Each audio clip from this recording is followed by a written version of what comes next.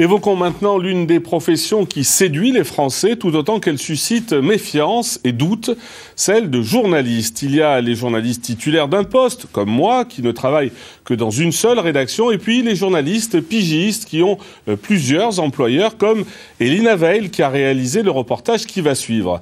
La 4e édition des 48 heures de la pige se déroule jusqu'à demain à Vichy.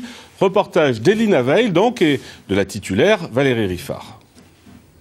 Une centaine de pigistes venus de toute la France, mais aussi d'Angleterre ou d'Italie, se retrouvent aujourd'hui et demain à Vichy pour échanger sur les problématiques liées à cette manière d'exercer en journalisme.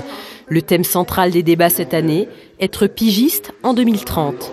On sait aujourd'hui que le journaliste pigiste en fait préfigure le journaliste de demain, dans le sens où il faudra être flexible, être responsable et posséder de nombreuses compétences. Passer de la caméra à l'appareil photo, à l'écrit, etc. À l'heure de la crise, on peut se dire qu'exercer à la pige est un choix périlleux, mais c'est aussi une manière de travailler qui a des avantages. Ça procure beaucoup de satisfaction puisqu'on ne manque jamais de sens à son travail. La contrepartie de cette indépendance, c'est souvent la précarité. On ne sait pas d'un mois sur l'autre ce qu'on va pouvoir gagner. Si la collaboration qu'on a aujourd'hui ne sera pas compromise demain.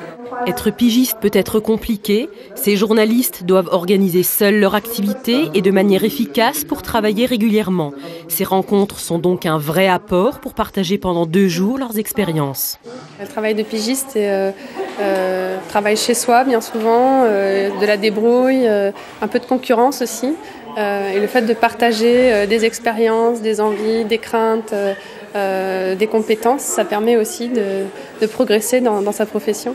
Les 48 heures de la pige se poursuivent demain sur le campus Albert Londres à Vichy. Ces rencontres sont ouvertes à tous.